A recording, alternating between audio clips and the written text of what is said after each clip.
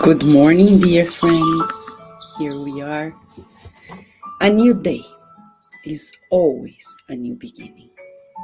Those who learn to reset themselves, to allow themselves to breathe the fresh air of the morning and change their mindset, they allow progress to happen because we are opening ourselves to the new. Today, we're going to open ourselves to the new, learning that in small tasks, we may find great achievements. All right. This is a new chapter in the book Minutes of Wisdom, 127. Carlos Torres Pastorino says to us, do not think your task as being small. No work of art can happen without fine details. In the thoroughness of life, if they are perfect, that's when we can say that we have achieved a masterpiece. Do not seek great tasks and projection.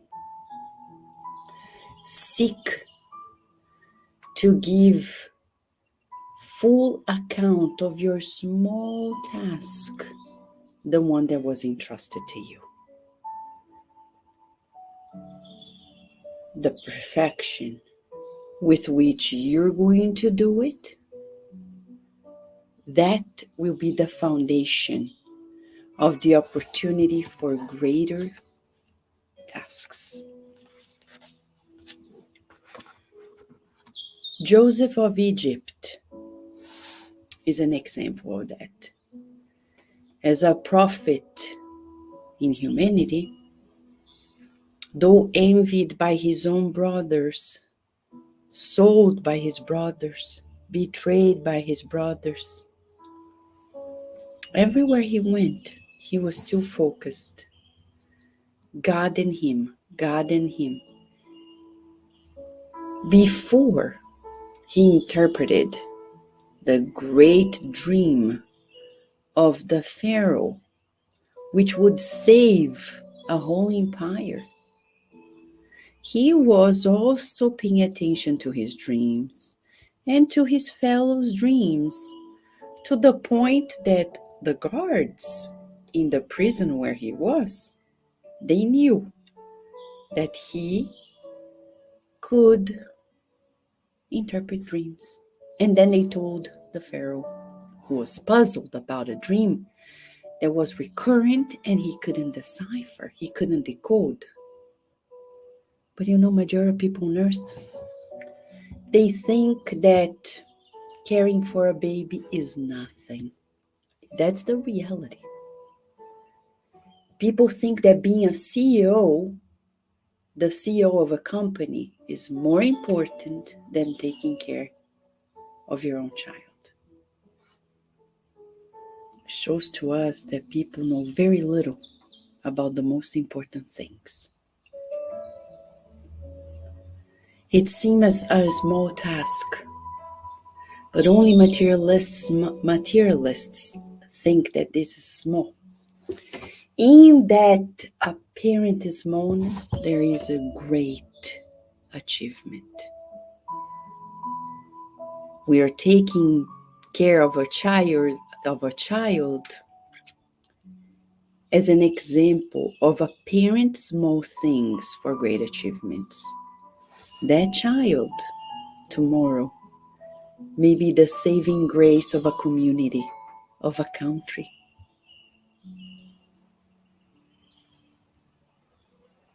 So what are the small tasks that we think are so small? Never small. Even organizing, like making our beds every day. There are people who do not make their beds and they want to be happy. Impossible. They have dishes on the counter. They have plates by their nightstand. Their closets are all messy. Their cars are dirty and messy. it's impossible. And they say, but I'm too busy. But why are we here on earth? We're here to learn to manage the little things in ourselves. No, we don't need to be obsessed with cleaning and organization, but care enough for our things in such a way that when we discarnate, we will not complicate anybody's lives. There was a time in my street, we used to have a neighbor down the road, never talked much with anybody, but he had so many boats in his backyard. Never did the landscape. It was very problematic. The day he discarnated, it took a year for people to clean everything up. So we can't say, this is my life, I do what I want. No. What we do is going to affect everybody. So I better take good care of ourselves like Chico Xavier did. When he discarnated, nobody had a headache to say, oh my God, Chico Xavier had so many assets. He had so much money, had so many pairs of shoes. No, he only had that pair of shoes. He only had those one to go. He was already ready. Nobody needed to give him a shower. He even went to the barber. And you say, but Vanessa, that's Chico Xavier. That was his choice. You and I can make the choice. A choice to live in a way that when we go back to the spiritual home, we're not going to leave behind traces of mess, confusion, secrets to be discovered.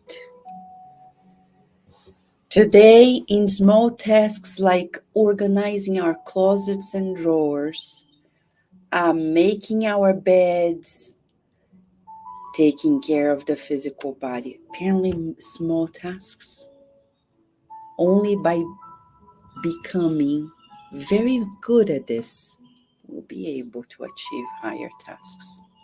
Let's meditate on this. It's an opportunity for us to learn as we absorb this message in a prayer. Shall we, friends?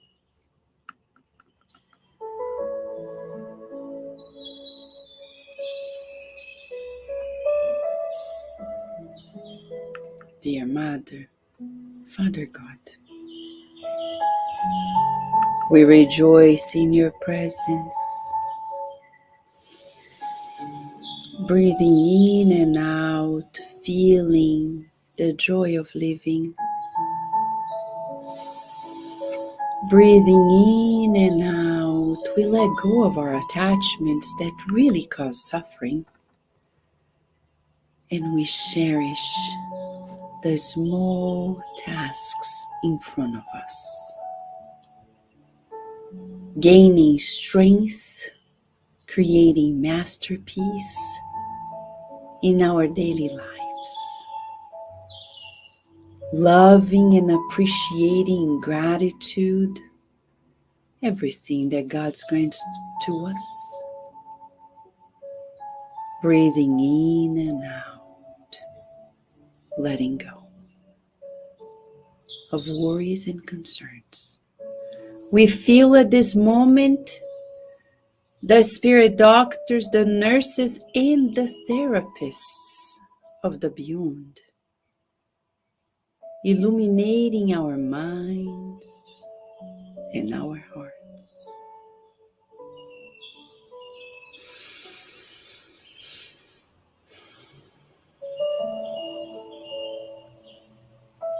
As we feel this infusion of light through us,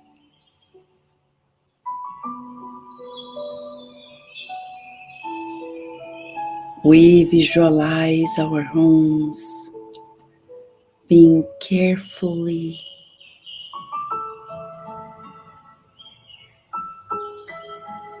enveloped in a light of organization, of lightness. We visualize our loved ones in two realms, receiving this armor of protection. We visualize our community receiving the visit of the therapists, the doctors, the nurses, bringing them the remedies for the mind and the bodies. Thank you, God, for everything you do to us, and especially for allowing us to be here in this moment of prayer, sacred in this togetherness with you. Thank you, God, and so be it.